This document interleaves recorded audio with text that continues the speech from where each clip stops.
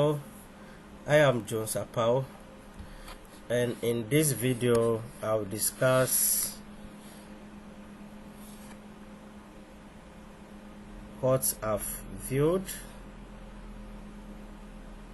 and reflect on using Moodle activities to align learning goals with unit assignment. And this was a video I've watched and I'm reflecting on it, and in this presentation I will talk about the synopsis or the summary and move ahead to talk about what I've learned and what I plan to do. Now, Dr. Nelly introduced Dr. Rahel Sally, the presenter, and asked the participants to tell the weather in their areas. Dr. Nelly showed a prototype of the certificate of completion for Moodle MOOC 3.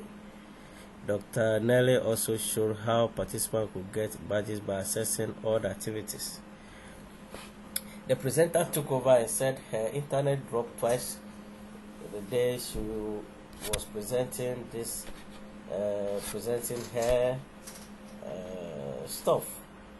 So if she disappears for about 35 to 45 seconds, she hopes to be back hopefully. She said she will talk about the topic and said one needs to build a roadmap. She said she started as an art teacher to instructional design.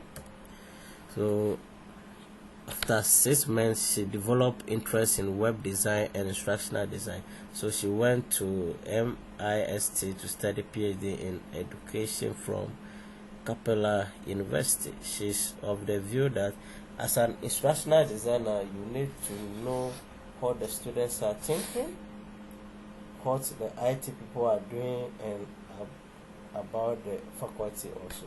And I think this is a very serious thing that we as educators need to have. Sometimes we don't even know what the IT people are doing there. So if something is going amiss, we are all distrained. We have it like a distrained set. The students are having different kind of thinking. The faculty too are not proactive. So this thing we need to look at it into detail. She also said we need to develop rubrics about assignments so that anybody can use it. And the presenter says she's now the director of Center for Teaching and Learning Center at Lincoln University. She says she has been there for 6 years now. Some of the subheadings she spoke about are discussed. Why? That is, she said, why we must have this alignment. Okay, 1. Creating measuring learning goals help define the general roadmap of a course. And I hope that is what every educator needs to do. Creative use of Moodle, add an activity or resource tool allows you to plan engaging and interactive learning section that align with the course or unit learning goals. Okay. That is, she said, if you plan very well, you will find out mistakes before your students find them for you. She spoke about Moodle being free and said she's a proponent of Moodle. She said Moodle has great benefits. She also said Moodle is versatile. With the learning objectives, she said learning objectives tell you and the student what you do at the beginning up to the end. She said we have course objectives that the learning objectives have to be aligned as well as the unit objectives.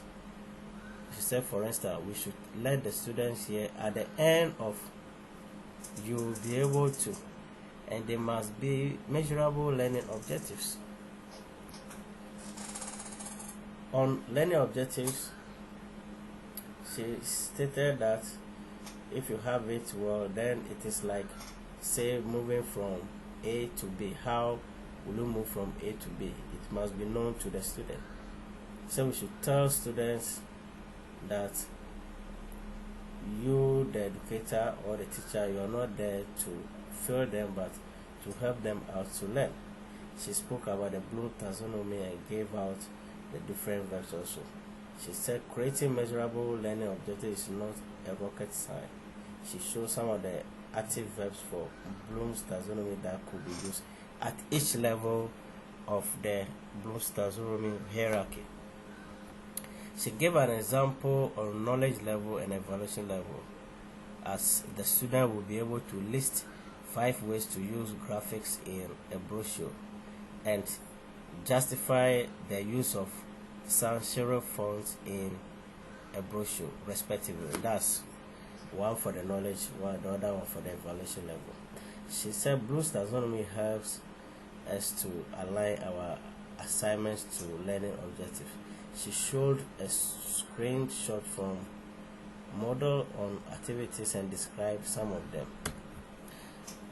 She said workshop activity, for instance, is used for peer review.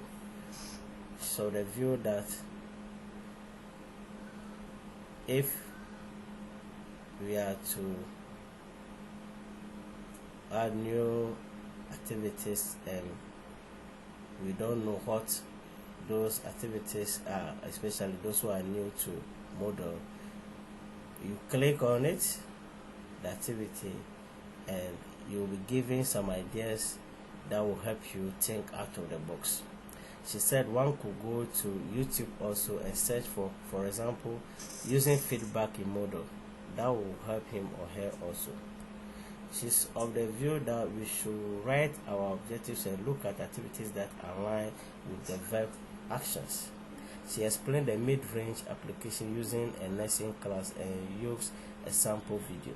She explained the practice questions time on Moodle.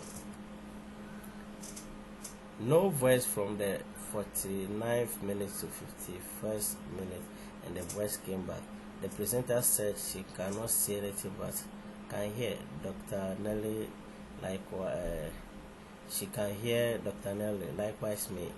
I heard all the presenters and Dr. Nelly's was until the end of the video. Now, inside game, it is worth to know that teaching must be done in such a way that learners achieve what you have in mind to teach.